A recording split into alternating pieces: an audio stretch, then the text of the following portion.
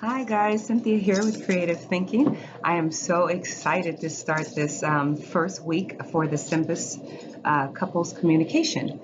So I wanted to do a little introduction. This first week, we're going to do some exercise assignments, and this will be all about those unspoken rules that we have about marriage and how we learn those things when we grow up. Like, where do you have you thought about um, where you got your expectations of marriage, of love, what it looks like in your household growing up?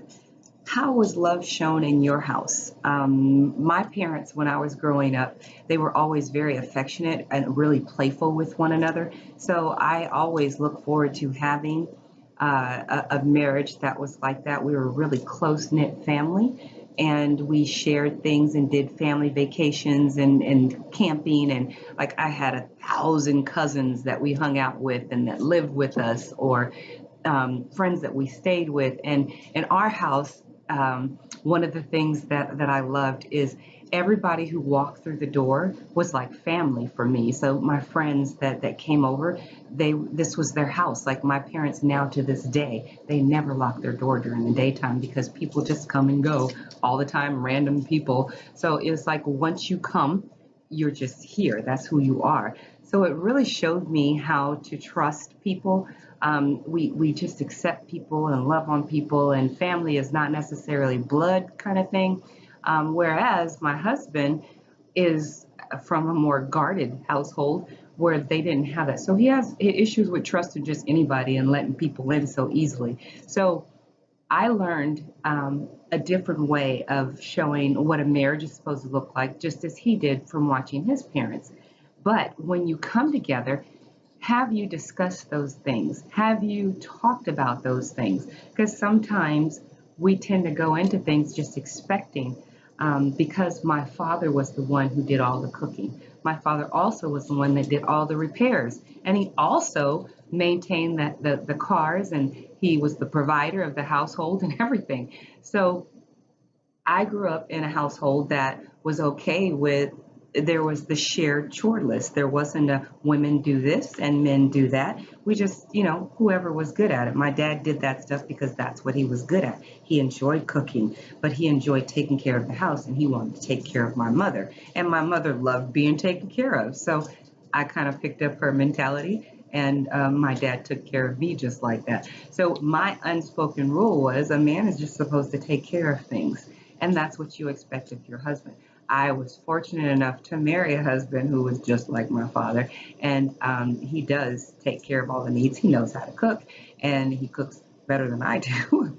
So it kind of fell in line okay. But a lot of times we will come into a relationship, or even just roommates with your friends. You learn things about people when you live with them and move in with them.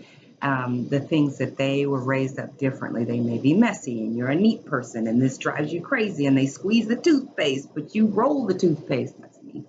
So you need to talk about those things that are going to drive you crazy. Otherwise, you get what's called that roommate syndrome, where you don't talk about those things and they're doing those little things and that really irk you. And then all of a sudden, everything they do drives you crazy because you never communicated those things. So we're going to do some exercises together, and it's going to be about discovering what those expectations are and what you expect from your spouse and what you want to convey to your spouse about what you expect a wife to be, and vice versa.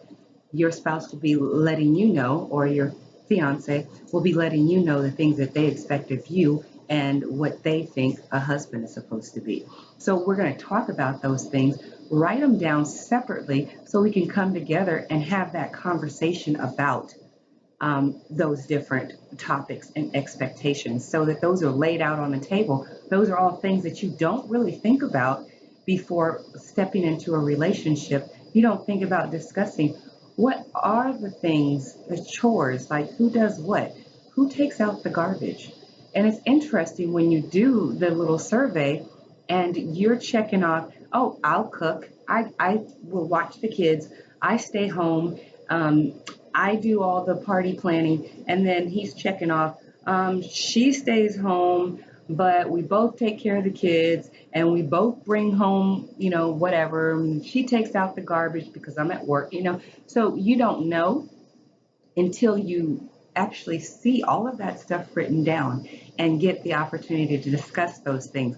Oh, well, did you expect me to take out the garbage? I really preferred you took out the garbage. Just little things like that help to have open communication about your expectations so little things don't get in the way and become big things, or the big things are hidden and you spend all your time, reflecting on the little things and make it about that instead of the big things. So learning how to communicate openly with your spouse, that is what we're going to work on. And I'm excited to get started with this.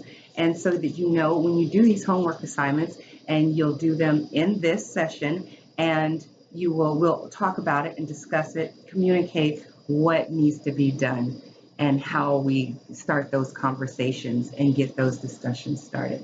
So I look forward to working with you, and I'll see you in a bit.